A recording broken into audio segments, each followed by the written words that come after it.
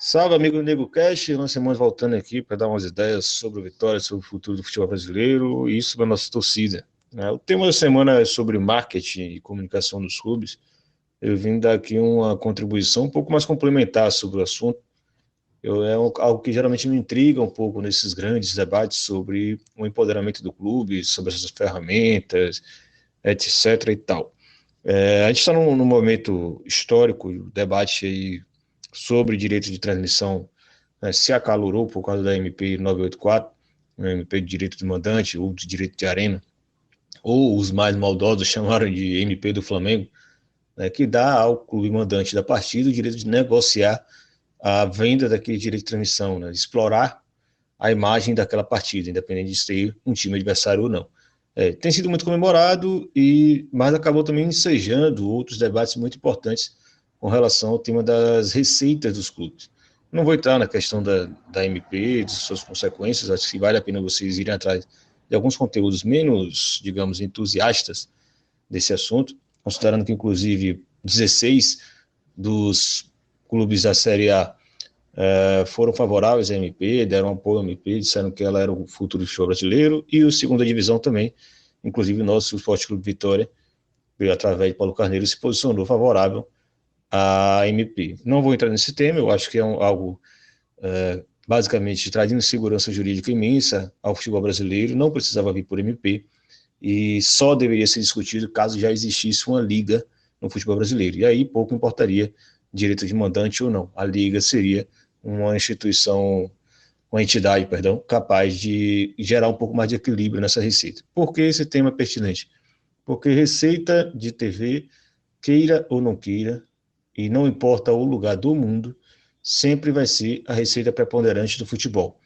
Por mais que muitos falem que os clubes precisam correr atrás de novas receitas, tentar ser independente da receita da televisão, é impossível ser independente da receita da televisão no futebol, como ele está estruturado hoje. Até porque a receita da televisão, ela potencializa receitas secundárias, né, ou receitas paralelas, como patrocínios, anunciantes, etc. A exploração dos jogadores, a capacidade de você trazer jogadores melhores por valores mais módicos, coisas do tipo. Não há qualquer possibilidade de um clube de futebol ser independente das receitas de televisão. Eu falo isso do topo à base da pirâmide do futebol a nível global. Ninguém consegue fazer isso.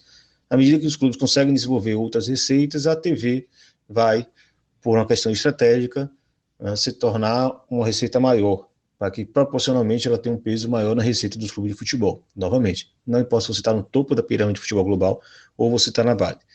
Por que eu estou falando isso? Porque quando a gente fala de potencializar receitas oriundas de trabalho de comunicação, de marketing, de venda de produtos, etc., depende de onde você se localiza. Porque se você é um clube global, um Manchester City, um Liverpool, um Barça, um Real Madrid, um PSG, por causa de Neymar e outros grandes jogadores, o seu mercado, onde você alcança, ele é global.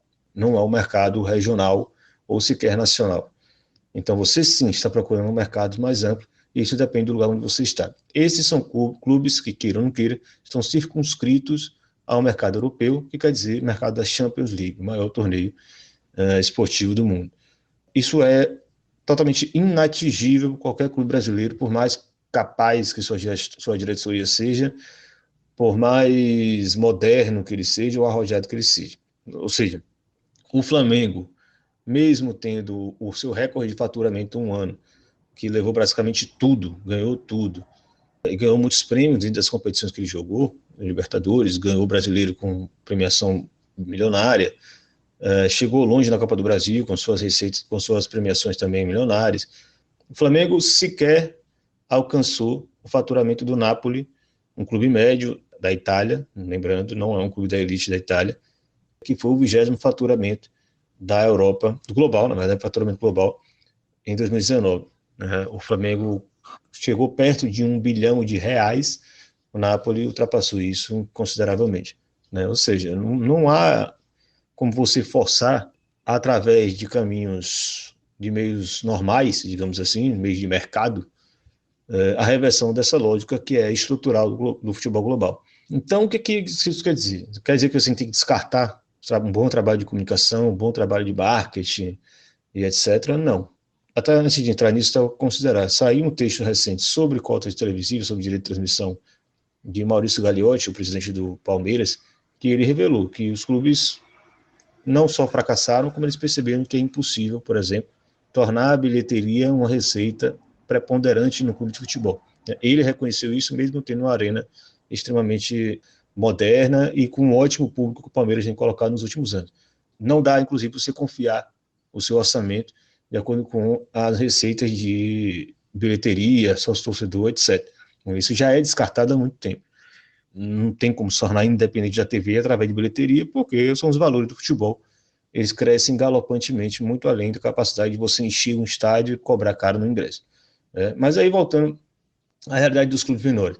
Quer dizer que, então, a gente, como clube periférico do futebol a nível global e clube periférico, sendo o Vitória, que nós estamos falando, periférico dentro do Brasil, descartar completamente o trabalho de comunicação e marketing? Não, óbvio que não.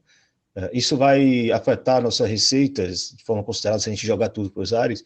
Se você pensar em curto, médio prazo, pior que não. Não vai afetar.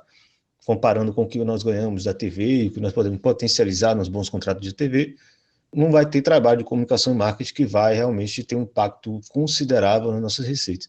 Você pode, inclusive, até tirar uma boa receita desse tipo de trabalho, mas nunca você vai confiar o seu orçamento a isso, o seu planejamento a longo prazo nisso. Isso seria loucura, seria irresponsabilidade, porque são receitas que flutuam.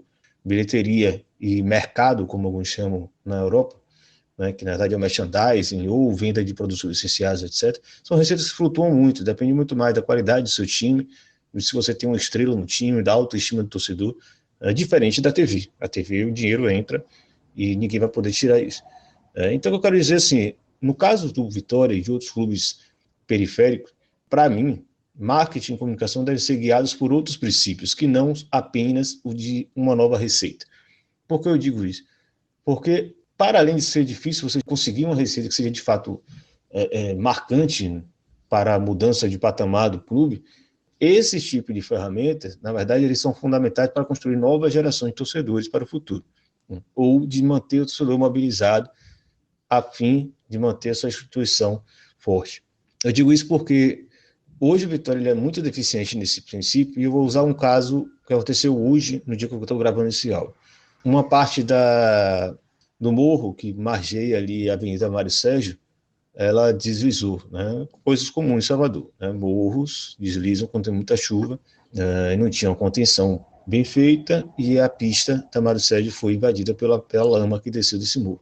A diretoria de Vitória se posicionou frente às autoridades locais, prefeitura e governo do estado, e se posicionou dizendo que ali passam funcionários, diretores e jogadores da instituição Esporte Clube Vitória que poderiam, em algum momento, serem vítimas de um novo deslizamento. O Vitória está ali em Canabrava há mais de 40 anos, pelo menos enquanto estádio, quase 40 anos. O Vitória tem aquela sede ali há mais de 40 anos. O Vitória é parte do processo de transformação em toda aquela região cresceu junto com o Vitória. O lixão de Canabrava saiu de lá por causa do poder do Vitória. Como é que numa nota ao poder público, que vai ser publicada em todos os jornais da cidade e do estado, o Vitória não é capaz de se perceber como um ator político importante dentro daquela região, capaz de trazer ganhos para a comunidade de Canabrava e bairros adjacentes? Eu falo isso porque eu fiquei incomodado, porque parece que na Avenida Mário Sérgio só passam diretores, jogadores e o presidente do Vitória. Dá a sensação de que não existe mais ninguém ali. Ou que aquelas pessoas que estão ali ao redor do Esporte Clube Vitória, do Barradão, da Toca do Leão, elas simplesmente não existem, ou não deveriam existir. Dá a sensação, de fato, que o Vitória não quer que essas pessoas existam, né? As pessoas são indesejadas ao Esporte Clube Vitória, porque ele sequer se dá ao trabalho de uma nota ao poder público, mostrar a importância que aquelas pessoas têm para a própria história do Vitória, e que as pessoas têm muita importância para a história do Vitória. Não é só o Vitória que tem importância para a vida daquelas pessoas. Então, é esse tipo de coisa que deixa um pouco assim, como a gente poderia potencializar a comunicação do clube para trazer autoestima ao torcedor, para formar novas gerações de torcedores, para criar uma relação com todo um centro urbano que existe dentro de Salvador, um dos mais densos da cidade, um dos mais desassistidos da cidade. E Vitória tinha essa oportunidade e deixou escapar pelas mãos. Mostra um pouco o tipo de mentalidade que rege o futebol brasileiro como um todo, mas principalmente o nosso clube, que é ver a comunicação como uma forma de potencializar receitas a médio prazo, ou curtíssimo prazo. Incapaz de perceber que esse tipo de ação, ou de atitude, né, com esse tipo de sensibilidade, traz a população daquela região para o lado do Vitória. E é lamentável que isso seja exatamente o contrário.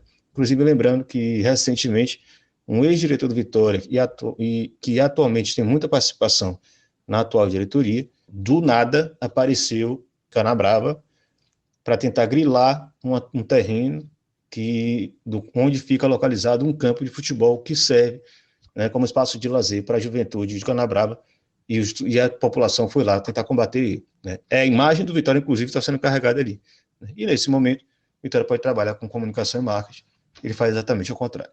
É mais ou menos isso. Eu creio que tentei dar um panorama um pouco diferente sobre esse tema, para também a gente conseguir alertar para os passos que o clube poderia tomar daqui para frente. Valeu, até a próxima.